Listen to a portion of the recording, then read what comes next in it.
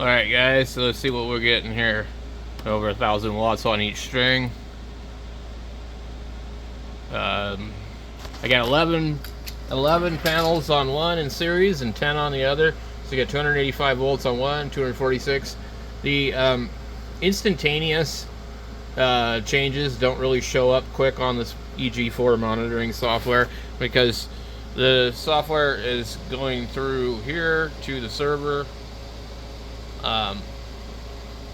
So this thing is basically connected to my network, communicating to the eg4 server, and then I'm logged in here. But some of us might think that that's bad, but what it means is that I could be anywhere where I have internet, and I can control some of the functions of my inverter. I can probably shut it off, etc. I can check voltages, things like that. And you can do that with some of the other ones, but it's not exactly plug and play like this. But there's definitely some delay. I'll hear this thing ramp up and I'll know the sun is getting brighter, clouds have moved out of the way. I'll go here and maybe a minute later it still hasn't even updated. But anyway, so we've got, I had bought yesterday 12 used solar panels at $18 a piece, and some brand new ones also, but I haven't hooked up the brand new ones yet. So I've got all of the other ones out and hooked up except for one of them. So a combination of some of the older Santan 240 watt panels. These are the Yingling panels. I used to have an affiliate link for Santan Solar. I'm sure I still do. I don't really deal with them too much. And I think basically, unless you ordered online anyway, you wouldn't be able to use my affiliate link. I'll have to ask them, can you give me a link where people that are interested will receive a discount? Otherwise, I don't feel like referring people to Santan Solar, other than to just tell you by word of mouth that go check them out. You know, they got some really good deals on stuff, and you know, they'll take care of you for the most part. I've had some negative experiences with them also in the past, but there's not a whole lot of options when it comes to this kind of stuff locally. And so I just kind of buried the hatchet and moved on with it. But they did do some dirty crap to me. It wasn't super bad, but it was ridiculous. So anyway, this thing is going through the internet, which is kind of annoying. I'd rather it didn't, or I'd rather it, you know, went through my computer and then the internet with my consent, not straight to their server to collect all the information. But it also means that they can help you with troubleshooting and stuff like that. So anyway, we see we just dipped right here, and I don't know what the interval is that it updates itself, but right now I had 1126 watts going into my battery. It's 784 watts going to the air conditioner.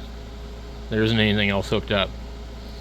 And this is like, I don't know, maybe my third or fourth or fifth day with this unit. So today we've made already 7.2 kilowatt hours. We could go down here and see the chart. There was a lot of cloud cover earlier, really bad. So we can kind of see that kind of stuff. So I bought this on the 8th, and I got it set up on the 9th, but it doesn't really show that on here. So 10th, 11th, 12th, 13th, 14th, 15th, 16th. So we're like almost 5-6 days, somewhere around there. And today is where I've really got it on a lot more panels. Yesterday it was 6 panels and 8, and a bunch of those were only in the sun at a part of the day because I needed to move them. So, and we also have the data function here. It shows us, you can look at PV, all wattage, and you see what it's putting out. PV2, PV1, VPV2, which is the voltage, VPV1. Let's see, I don't know, can you change that? So we get PV, AC, PA coupling, I don't know what that is. PA from grid.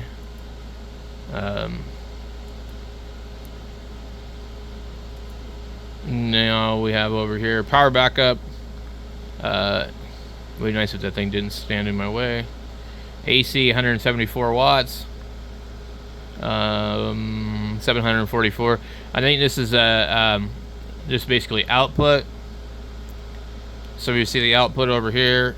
Okay, so backup output in watts or voltage amp. Frequency should be pretty normal. Voltage should be pretty normal. So watts is the only one you're going to see fluctuate. And then we have the voltage bus down below. I don't know what that is. The battery, the voltage of the battery. You see the battery voltage right here, 52.4, 54.5. And you got discharge wattage, so you can kind of look at that. There's a lot of really good information on here. You're not going to get that looking at the front of the inverter. Voltage output. So let's see. I don't know what this is, this voltage bus. VBAT inverter. Okay, so that's just basically staying around the 50 volt. I don't know what that is. AC 112.7. So, you know, we have we get chart compare, where you can select what you want, I guess. PV1 and PV2. You can compare the two of them on here. That's cool. And then watts 1 and 2. And then all. Okay. Let's do this. So we're looking at the wattage out of them. Or we could look at PV1 versus the voltage versus the wattage. So we have energy, which would be energy PV all. Okay, so we can see right here we're 8.1 kilowatts. Energy for the 15th, 7.3 for today. I'm not sure. EPV all kilowatt hours. EPV 1 kilowatt hours.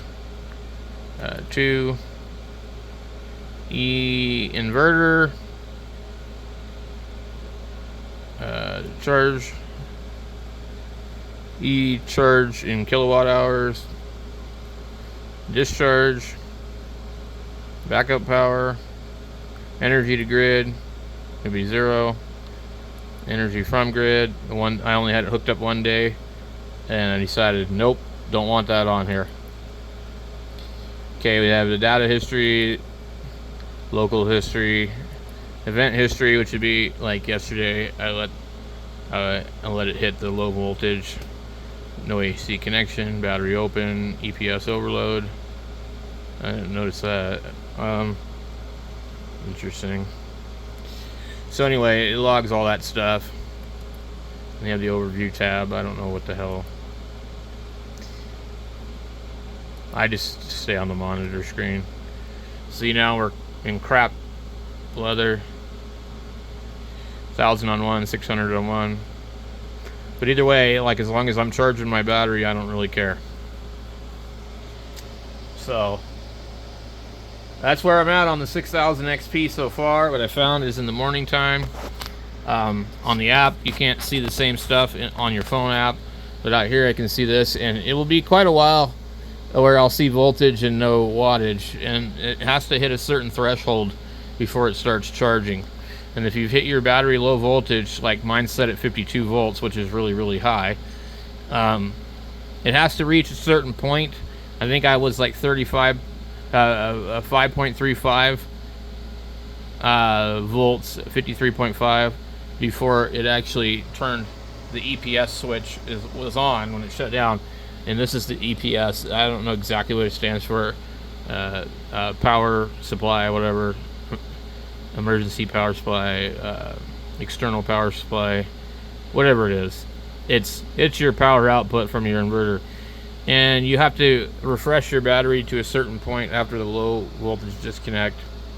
What I want is I want the inverter to disconnect. I don't want the BMS and the battery to disconnect.